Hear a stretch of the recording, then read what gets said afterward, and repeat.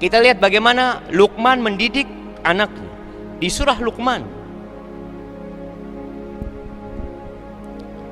Allah mengatakan, wa idh qala Luqmanu libnihi wa huwa ya'idhuhu ya bunayya la tusyrik billah inna syirka la zulmun adzim.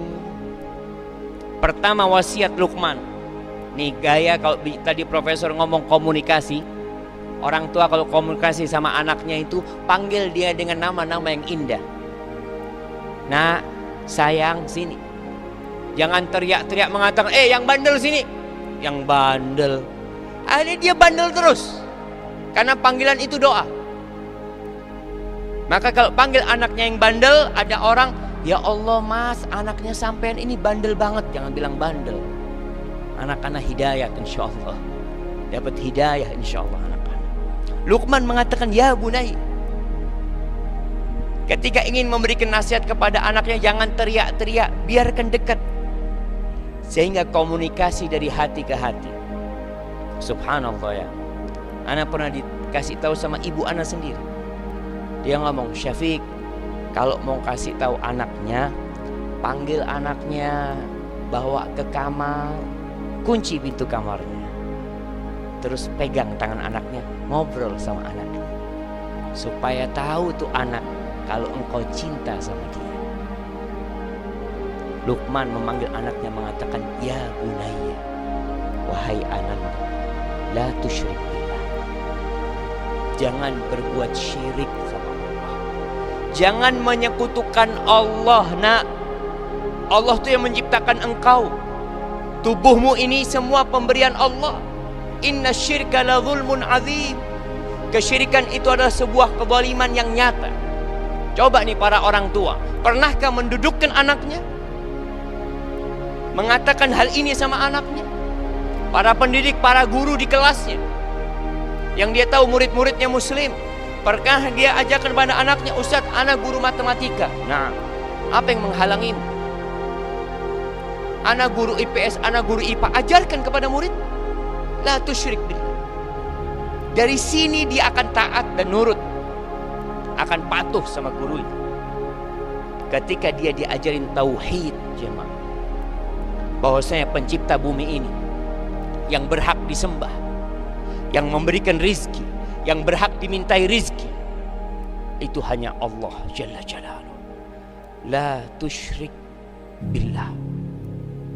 Rasulullah Sallallahu Alaihi Wasallam pernah bersama sepupunya Abdullah bin Abbas. Beliau berkata kepada Abdullah bin Abbas, ini pendidikan yang seharusnya disampaikan kepada anak didik kita jamaah, khususnya di era milenial ini. Beliau mengatakan, ya bunai, ya gulam, inni u'allimuka kalimat. Wahai bocah, aku akan mengajarkan beberapa kata. Posisi Nabi alaihi salatu wasallam dengan keponakannya itu sedang berboncengan, sangat dekat sekali. Inni u'allimuka kalimat. Aku ajarkan beberapa kata kepadamu. Apa yang pertama diajarkan? Idza sa'alta fas'alillah, wa idza ista'anta fasta'in billah. Wahai ananda, ya, yang pertama dengan ihfadillah yahfadka, ihfadillah tajidhu tujahak, wa idza sa'alta fas'alillah, wa idza ista'anta fasta'in billah, sampai akhir hadis itu. Wahai bocah, jagalah Allah. Ditanamkan, jagalah Allah. Anak itu ditakut-takutin sama Allah, Allah akan menjagamu. Nah, engkau keluar rumah, abang gak bisa jaga. Mungkin kau keluar rumah ada motor lewat nabrak engkau. Mungkin kau keluar rumah dibully sama teman-temanmu, dipukulin sama teman-temanmu, abah gak ada. Jagalah Allah, Allah akan jagain engkau. Jagalah Allah, engkau akan mendapati Allah di hadapannya. Wa idza sa'alta fas'alillah. Ini tauhid diajarkan. Kalau engkau mau minta, minta sama Allah. Orang tua jangan suka ngomong sama anaknya, nak kalau minta apa-apa ngomong sama abah, kalau butuh apa-apa ngomong sama abah. Dirubah sekarang. Nak, kalau engkau mau minta sesuatu, minta sama Allah. Mau minta sepeda, minta sama Allah. Sholat dulu minta, ya Allah kepingin sepeda ya Allah. Ajarkan anaknya ini benar-benar memiliki hubungan yang dekat sama Allah. Kemudian yang kedua yang diajarkan Luqman kepada anaknya, berbakti sama orang tua. Kalau seorang anak berbakti sama orang tuanya, dia tidak memberikan kepada orang tuanya kecuali yang halal, maka insya Allah ada harapan dia bermanfaat buat negeri ini, bermanfaat buat bangsa ini. Tapi kalau orang-orang yang durhaka sama orang tuanya, mungkinkah dia memberikan manfaat kepada orang lain? Abadan. Bapaknya yang membesarkan dia, ibunya yang melahirkan dia, tidak merasakan kebaikan dia, maka bagaimana dia akan berbakti kepada negeri ini? Maka orang tua ajarkan anaknya, kemudian para pendidik ajarkan kepada anak-anaknya agar berbakti kepada kedua orang tuanya. Baik, yang ketiga, beriman dengan hari pembalasan.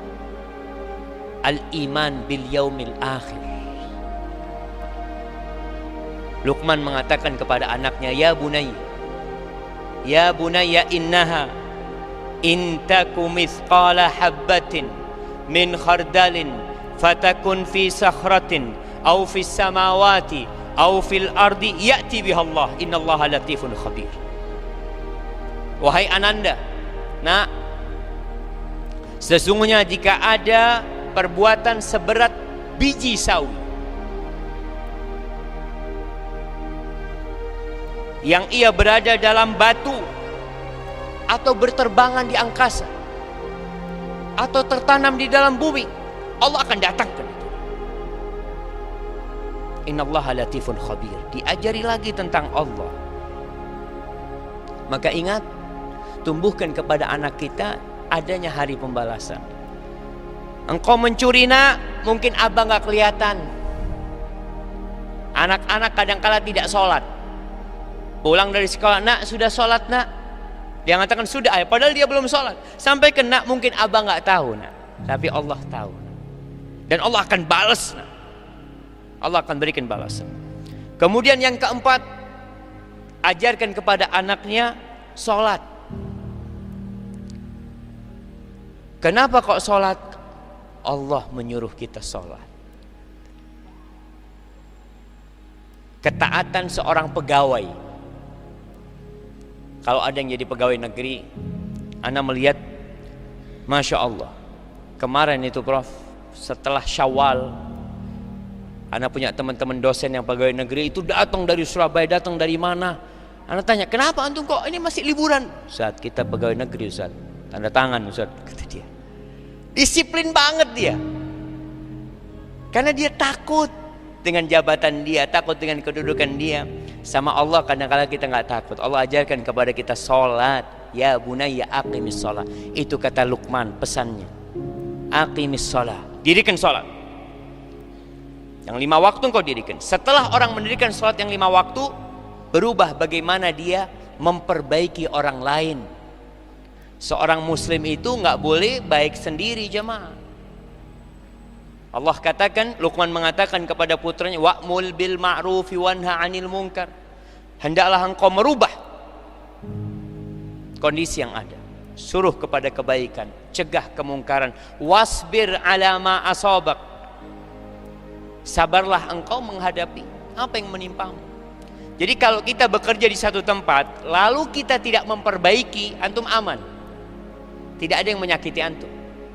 Tapi kalau antum berada di tempat itu kemudian berusaha untuk memperbaiki yang buruk, diperbaiki, yang salah dibenarkan, maka tatkala itu banyak musuhnya, banyak yang nggak suka sama antum. Maka Luqman mengatakan kepada putranya, wasbir, sabar. Selesai nasihatnya belum, lalu Luqman mengatakan, wala tusair khaddaka linnas, jangan sombong. Nggak boleh sombong. Karena kalau orang sudah sombong, jamaah, rusak negeri ini dengan orang-orang sombong. Allah murka sama mereka. Dia tidak akan menghargai orang lain lagi. Kemudian ketika berjalan juga disuruh berjalan dengan dengan adab dan etika yang pada akhirnya kita harus bersama-sama menghadapi generasi masa depan ini, ya, dengan mendidik mereka agar mengenal Allah Jalla Jalaluh. Orientasinya adalah akhirat, orientasinya adalah setelah kematian. Kalau mungkin sebagian mengatakan, Ustadz gimana Ustadz sistem kuliahnya tetap Ustadz cuma 2 jam. Nah, kita tidak perlu mencari kambing hitam. Seorang muslim itu kalau tidak mendapatkan di kuliahnya, di bangku kuliahnya ilmu agama terbuka, antum kuliah cuma 4 jam, kuliah cuma 5 jam, cuma 6 jam, antum dikasih waktu Allah banyak waktu. Maka cari kajian di tempat-tempat lain. Tadi ada kelas virtual, alhamdulillah bisa ngaji tauhid dengan kelas virtual, bisa ngaji tafsir dengan kelas virtual, banyak jam. Tapi yang perlu ditumbuhkan adalah orientasi akhirat. Bahwasanya yang kita cari sejatinya adalah yang sesudah kematian ini. Hadza wallahu a'lam bissawab. Itu yang bisa Anda sampaikan. Wassallallahu ala nabiyyina Muhammad wa ala alihi washabbihi wasallam.